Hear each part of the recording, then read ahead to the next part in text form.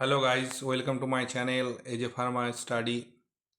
আজকে আমরা ফুল ডিটেলসে আলোচনা করব প্যারাসিটামল নিয়ে। তো প্যারাসিটামল হচ্ছে এমন একটা ড্রাগ যেটা আমরা কি বলবো, মানুষ এখন দৈনন্দিন জীবনে চকলেটের মতো ইউজ করে। কারোর জ্বর কমানো, ব্যথা, মাথায় ব্যথা, পায়ে ব্যথা, তো যে কোনো ব্যথার জন্য আমরা কি করি, প্যারাসিটামল সবাই এখন খেয়ে থাকি। তো এই প্যারাসিটামলের সম্বন্ধে আজকে জানবো, তার কেমিস্ট্রি, তার ইউজেস, তার মেকানিজম অ্যাকশন, বডিতে এসে কীভাবে কাজ করে।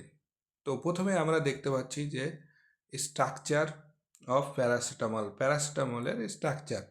এই প্যারাসিটামলকে আমরা আর একটা নামে জানি, যেটা কমন নেম বলতে পারো, সেটা হচ্ছে অ্যাসিটামিনোফেন। তাহলে অ্যাসিটামিনোফেন যেটা, সেটাই হচ্ছে প্যারাসিটামল। এবার প্যারাসিটামল স্ট্রাকচার যখনই দেখছো, এখানে দেখো একটা বেঞ্জিনের স্ট্রাকচার আছে। তার এবার যদি নাম্বারিং করি তাহলে কি হয়, বেঞ্জিনে 6টা কার্বন থাকে। তো প্রথম যে কার্বন, সেখানে একটা ওএইচ গ্রুপ আছে দেখো। তো রেড যে ওএইচ, সেটাকে আমরা বলছি ফেনোলিক হাইড্রক্সিল গ্রুপ। কারণ ওএইচ যেটা থাকে বেঞ্জিন রিংয়ে, সেটাকে আমরা বলি কি, ফেনল। তো এখানে ওএইচ আছে, সেই জন্য বললাম ফেনোলিক হাইড্রক্সিল গ্রুপ।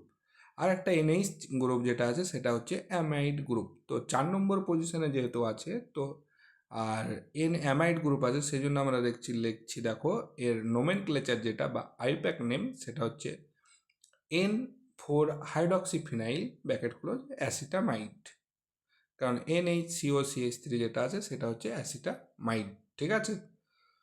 আর কেমিক্যাল নেম যদি আমরা বলি, তো এটার কেমিক্যাল নেম হচ্ছে N-অ্যাসিটাইল প্যারা অ্যামিনোফেনল।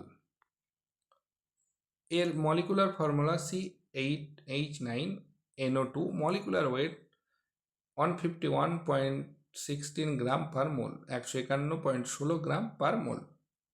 এবার এর ফিজিক্যাল অ্যান্ড কেমিক্যাল প্রপার্টিজ আমরা দেখব। তো প্রথমে দেখব ফিজিক্যাল প্রপার্টিজ। এটা হচ্ছে হোয়াইট ক্রিস্টালাইন পাউডার, ক্রিস্টাল ফর্মে আমরা পেয়ে থাকি। এর অর্ডার হচ্ছে অর্ডারলেস, স্লাইটলি সলিউবেল, হালকাভাবে সলিউবেল হবে ওয়াটারে, আর ফ্রিলি সলিউবেল হচ্ছে ইথানলে। আর মেল্টিং পয়েন্ট হচ্ছে 168 থেকে 172 ডিগ্রি সেন্টিগ্রেডে। আর উইকলি অ্যাসিডিক 9.38 হচ্ছে পিকে, তো সেই জন্য এটা হচ্ছে কি উইকলি অ্যাসিডিক ইন নেচার। আর টেস্টটা হচ্ছে বিটার। এবার আমরা দেখব ওর কেমিক্যাল প্রপার্টিজ। যেহেতু আমরা প্যারাসিটামলের স্ট্রাকচারে দেখলাম কি ফেনোলিক গ্রুপ আছে OH, আর অ্যামাইড গ্রুপ আছে, ঠিক আছে, এই দুটো গ্রুপ কন্টেন্ট করছে।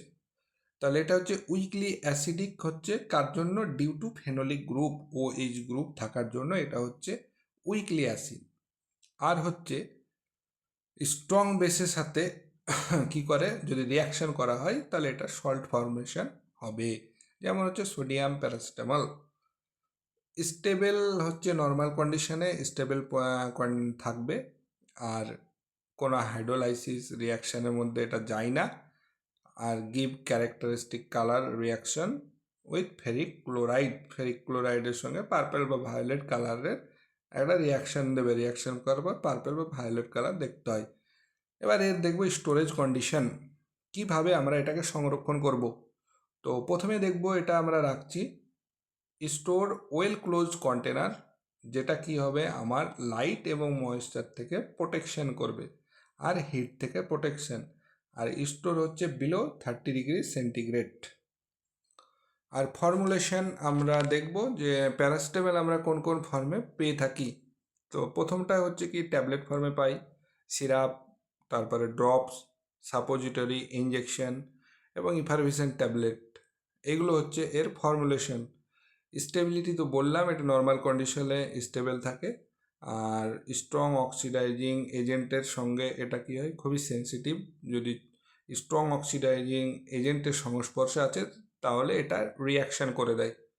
আর লাইট আর ময়েশ্চারের সঙ্গে খুবই রিয়াকশান করে, তো সেই জন্য দূরে রাখতে হয়। এবার ডিগ্রিডেশন, তাহলে এটা অক্সিডেশন রিয়াকশান করছে দেখো, এবং তৈরি হচ্ছে কুইনোনন ইমিন, টক্সিক একটা মেটাবোলাইট।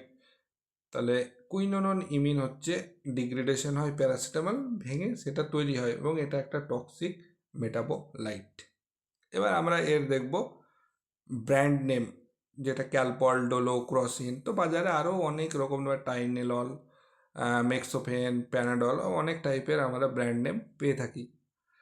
এর ইউজেস আমরা জানি যে প্যারাসিটামল বোথ এফেক্ট দেয়, অ্যানালজেসিক মানে হচ্ছে পেন কমিয়ে দেবে, আর একটা হচ্ছে অ্যান্টিপাইরেটিক মানে ফিভার বা টেম্পারেচার যখন কমিয়ে দেয় তো সেটা হচ্ছে আমাদের কি অ্যান্টিপাইরেটিক এফেক্ট দেয়।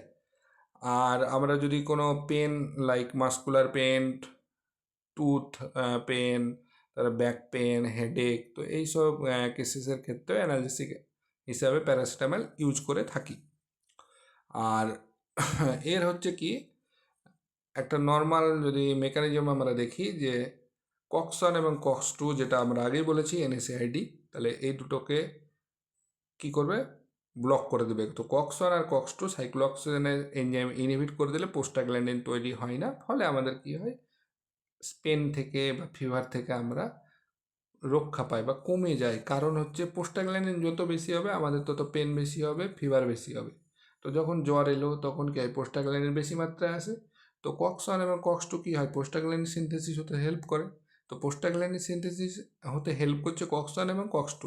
এবার প্যারাসিটামল যখন আমি খাচ্ছি তখন কি করে, এই কক্স ওয়ান এবং কক্স টু এনজাইমটাকে ব্লক করে দেয়, ফলে কি হয়, প্রোস্টাগ্ল্যান্ডিন সিনথেসিস হয় না অ্যারকিডোনিক অ্যাসিড থেকে।